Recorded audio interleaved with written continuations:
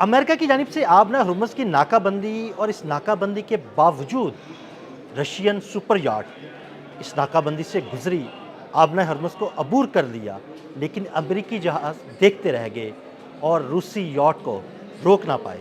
इस बारे में आमिर रज़ा से बात करते हैं। आमिर भाई, सुपर याट रशिया की वहाँ से गुजरी, नाकाबंदी थी अमेरिका की, उसके बावजूद अमेरिकन जहाज़ उसको ना रोक पाए, ना उसे कोई कॉल कर पाए। क्या हुआ? कैसे सुपर याट वहाँ से गुजरी? देखिए, पहली बात तो ये है कि ये बात को समझने की ज़रूरत है कि रशिया की इन्वॉल्वमेंट जो है आहिस्ता आहिस्ता बढ़ती चली जा रही है। अब्बास अरागची भी आपको पता है मस्कत से वो रूस में गए और रूस के सदर जो हैं व्लादिमीर पुतिन से मिले।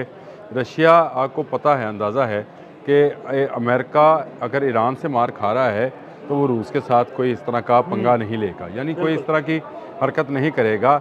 इसलिए उन्होंने टेस्ट के तौर पर एक सुपर याट जो थी उसको उस पानियों में से गुजारा है अच्छा। और ये ईरान की हमायत में गुजारा है, यानी ईरान से यकजहती में गुजारा है, ईरान की इजाज़त से गुजारा है, क्योंकि इसके अलावा कोई दूसरा हल नहीं है।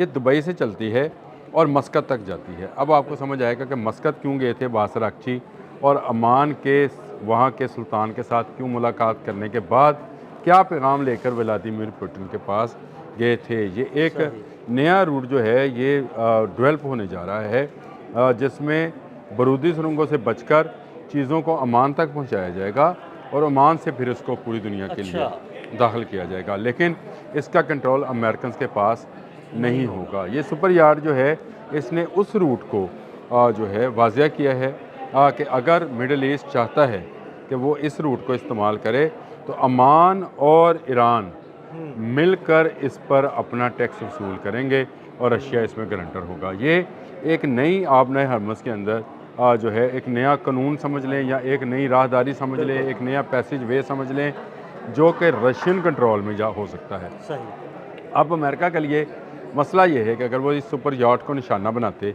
तो बरह रास्त रशिया के निशाने पर आ जाते बिल्कुल। और फिर रशिया जो चाहता उनके साथ कर सकता था। रूस इस वक्त भी बहुत ज़्यादा तरक्की याफ्ता है और उसके पास ऐसे समंदर के अंदर ऐसी एटमी आबदोज़ें हैं जो कि वन वे आबदोज़ें या उसको एटम बम समझ लें, बिल्कुल ऐसे ही। चलते फिरते। तो अमेरिका नहीं चाहेगा कि अगर ईरान के साथ वो आपने हरमज़ में एक जंग में फंसा हुआ है तो एक नई जंग को छेड़ ले। इसीलिए दुबई से एक सुपर यार्ड को चलाया जाता है, चलाकर उसको मस्कत तक पहुँचा, अमान के साहल तक पहुँचाया जाता है, मस्कत तक पहुँचाया जाता है। और उससे पहले अब्बास अरागची जो है वो मस्कत जाते हैं, सुल्तान से मिलते हैं और आपने हरमज़ और जो इलाकाई सूरत हाल है उस पर बात करते हैं। देखें, बिल्कुल। अमान वो मुल्क है जहाँ पर ईरान ने बराह रास्त हमला किया था। अगर आपको याद ऐसे है ही, बिल्कुल कि ऐसे ही। वहाँ पर डिसॉल्टेशन का जो प्लांट था पानी का, उसे अमान निशाना पे बनाया था, निशाना बनाया बिल्कुल। था और वहाँ पर एक पावर प्लांट को निशाना बनाया गया था, फिर अमरीकी अड्डे को निशाना बनाया गया था। इसके बावजूद अब्बास अरागची जाते हैं, उनका इस्तकबाल किया जाता है, उनको सुल्तान के साथ मुलाकात कराई जाती है, सुल्तान महल में उसका इस्तकबाल करते हैं और नई तजारती हिकमत अमली पर बात की जाती है।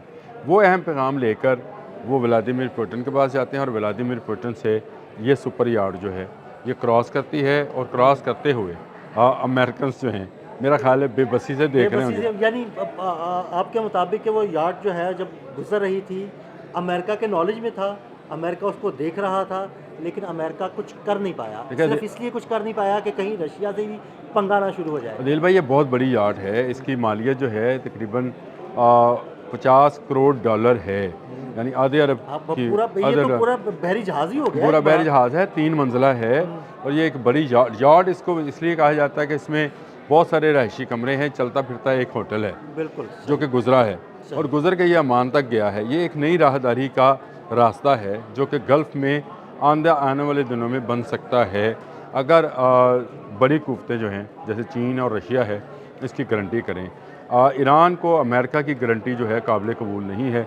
वो चाहता है कि अमेरिकन ब्लॉकेड ख़त्म हो, इसके लिए रशियंस और चाइनीज़ जहाज़ जो हैं वो ट्रैवल करें। कल से लेकर आज तक जब हम बात कर रहे हैं तो 7 तजारती जहाज़ भी गुजरे हैं, लेकिन ये ईरानी टैरिफ पर गुजरे हैं, सही। ईरानी सही। टैक्स देकर गुजरे हैं और ये जहाज़ भी गुजरने दिए यानी ये गए हैं। मुख्तलिफ दुनिया के मुख्तलिफ ममालिक जहाज तजारती थे, जहाज़ हैं, उन्होंने ईरान को टैरिफ दिया या टैक्स दिया और वो गुजर गए। वो गुजर गए। देखें, जो बारूदी सुरंगें हैं जो बिछाई गई हैं उनको ख़त्म भी ईरान कर सकता है। मैं हमेशा कहता हाँ जी, हूँ बिल्कुल। कि अगर आपने हरमज़ की बरूदी सुरंगों की अमेरिका बात करता है तो उसको एक मुल्क ख़त्म कर सकता है और उसका नाम ईरान है। बिल्कुल। अमेरिका भी चाहे या दुनिया की जदीद तरीन टेक्नोलॉजी भी लेकर आएंगे, आप टकरा कर उनको तबाह तो कर सकते हैं, लेकिन आप कितनी चीज़ों को टकराएंगे। 6000 बरूदी सुरंगें हैं जो 6000 ऑब्जेक्ट आपको चाहिए उन्हें टकराने के लिए। उनको टकराना या अच्छा वो मुख्तलिफ नवीयत की हैं, उसमें कुछ खुदकार हैं, कुछ वो ड्रोन्स की शक्ल में हैं, कुछ वो मिसाइल की शक्ल में हैं, कुछ वो जो हैं वो आवाज़ से जो है हरकत पजीर हो जाती हैं, कुछ वो जो हैं लहरों से सेंसर्स लेती हैं। वो तमाम की तमाम एक्टिव करके उन्होंने आपने हरमज़ में रखी हुई है। बिल्कुल ठीक है। अब अगर उनके साथ कोई पंगा किया जाता है तो वो उसको तबाह कर देंगे। यही वजह है कि अमेरिका बार बार कहता है कि आप अपने हरमज़ खोलो, हम आपके साथ मुज़ाकरात करते हैं। ईरान कहता है कि आप अपने हरमज़ खोलो, हम मुज़ाकरात की टेबल पर बैठते हैं। दोनों तरफ से नुकसान जो है गल्फ़ स्टेट्स का हो रहा है। ईरान को तो पाकिस्तान से भी तजारती राहदारी, अगर आपने वो ख़बर देखी है तो बड़ी खुशाइन ख़बर है, ईरान के पाकिस्तान की तरफ से भी तजारती राहदारी मिल गई है। हाँ जी, बिल्कुल। और ये पाकिस्तान बड़ी के रास्ते बहुत सारी चीज़ें उनकी उनके जा रही हैं, तो उनको लिए ये प्रॉब्लम नहीं आना। वो लैंड लॉक कंट्री नहीं है। अगर आप उसका आपने हरमज़ बंद भी कर लेंगे तो उसके पास बहुत सारे बेशुमार रास्ते हैं, वो उनको तजारत के लिए इस्तेमाल कर लेगा। लेकिन गल्फ़ के लिए ऐसा कोई रास्ता मौजूद नहीं है। उनके लिए एक तरफ लकोदक सहरा है, दूसरी तरफ समंदर है जो आपने हरमज़ से बहुत बड़ा सहरा है, वहाँ से गुजरना तकरीबन नामुमकिन है। नहीं, वो इसलिए भी नामुमकिन है, वो एक ऐसा सहरा है जिस पर कभी किसी दिन प्रोग्राम करूँगा। वो ऐसा सहरा है जिसके अंदर कोई चीज़ ठहर नहीं सकती है। उसके अंदर अगर आप मतलब मैं अपनी वॉच उतार कर उसमें फेंक दूँ तो वो नीचे चली जाएगी, बिल्कुल, बिल्कुल। वहाँ ठहरेगी नहीं। वो रेत ऐसी रेत वहाँ है, पे रोड नहीं बन सकता। वहाँ पर नहीं बन सकता, वहाँ गाड़ी नहीं चल सकती, रोड नहीं बन सकता। वो ऐसा सहरा है, तो उससे बचने के लिए उधर इस तरफ आएंगे तो इस तरफ समंदर है, आपने हरमज़ से गुजरना पड़ेगा। तो मैं ये और एक समझता ही हूँ, रास्ता बचता है, फ़िज़ाई रास्ता, लेकिन वो बहुत महंगा होता है।